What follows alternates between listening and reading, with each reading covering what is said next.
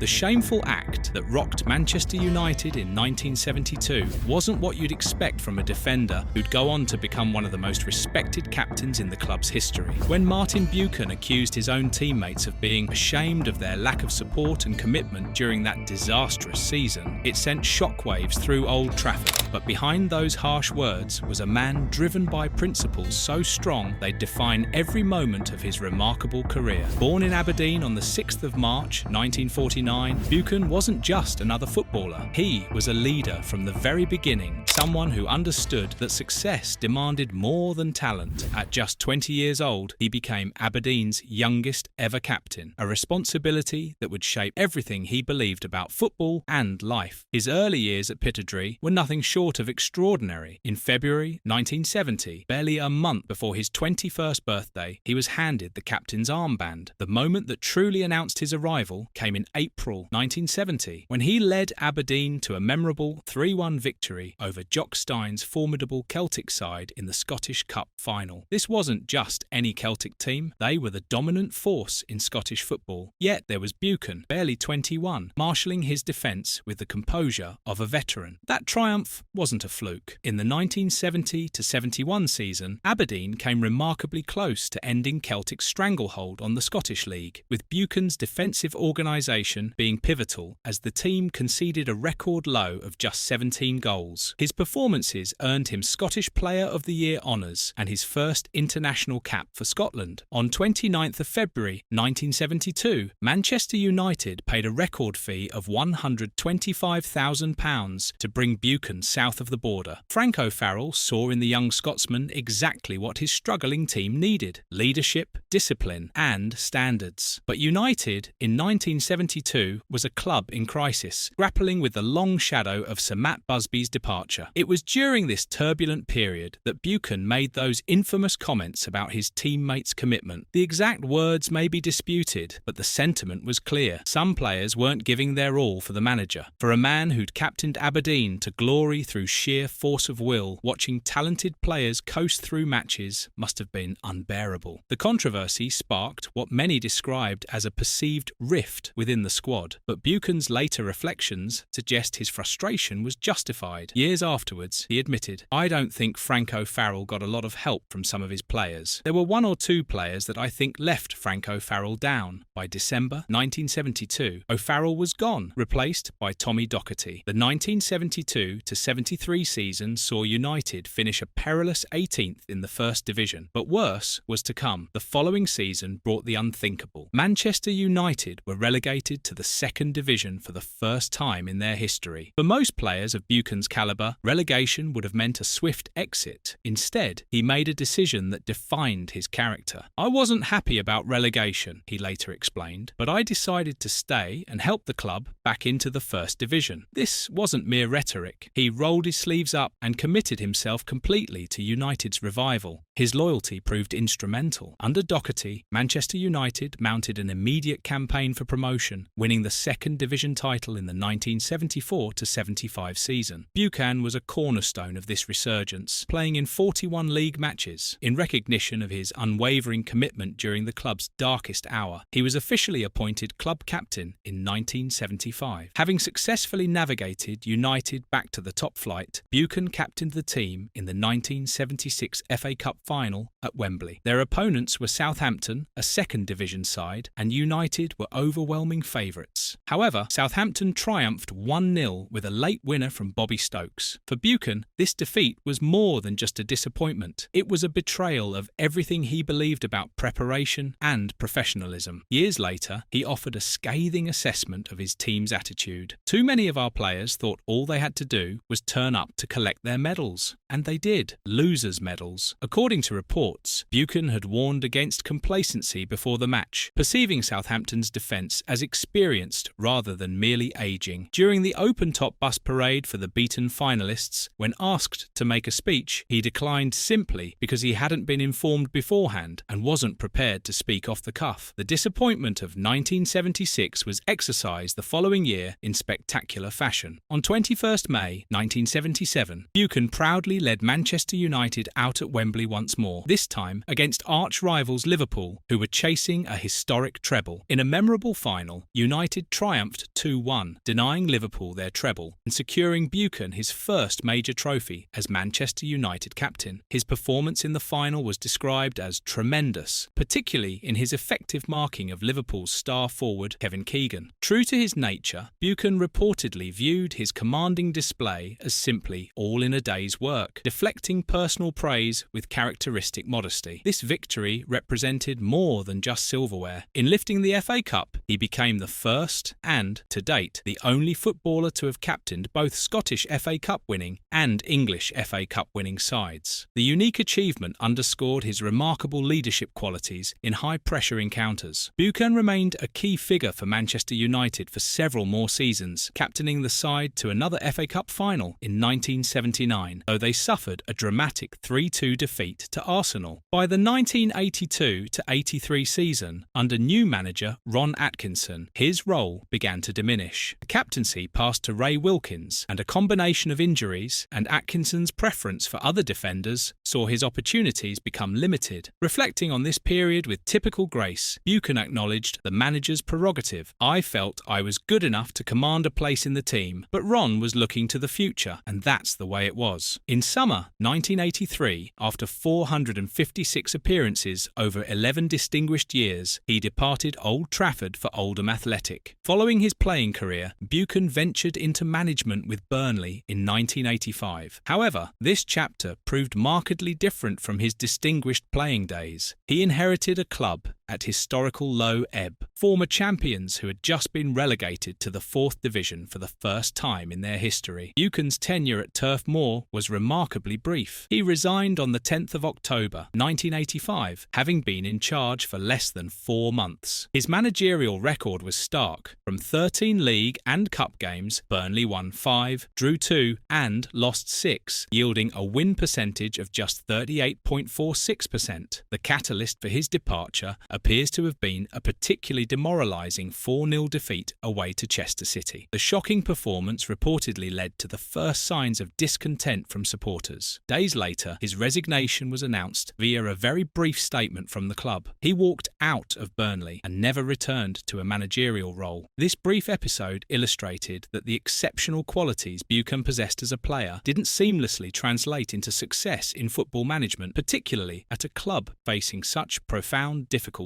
After his management experience, Buchan embarked on a new chapter in 2000, joining the Professional Footballers Association. He would serve the organisation with dedication for 17 years, retiring in 2017. At the PFA, he became a familiar face, providing direct support for players seeking advice on contract disputes and disciplinary issues. During his tenure, Buchan witnessed significant transformations within football. He noted the vast influx of foreign players as the biggest change since his playing days, viewing it generally as a good thing for the game. However, he expressed concern about what he perceived as too many cheap bookings in games, contrasting with his own impeccable disciplinary record. Just 5 bookings and no red cards in an 18-year career. His reflections on the PFA were overwhelmingly positive. "The PFA has been nothing but good for the game," he stated, describing his experience as thoroughly enjoyable. His long service allowed him to channel his experiences constructively, helping fellow professionals navigate their careers with the same principles that had guided his own journey. Despite occasional controversies throughout his career, Martin Buchan's reputation within football remains one of high regard. He's considered a legend at Manchester United and is remembered with great affection by fans who appreciated his class, commitment and leadership during a turbulent era. Beyond football, his dedication in later years to caring for his wife, who suffered from advanced dementia, offers insight into his personal character. The same loyalty that defined his playing career extended to his family life. Martin Buchan's legacy remains that of a footballer of immense class and influence, a captain who led with integrity through triumph and adversity alike. His career offers a compelling study in professional football's complexities, illustrating how unwavering conviction can be both tremendous strength and occasional source of tension. He remains an emblematic figure whose imprint on the game was forged as much by his character as by his considerable talent.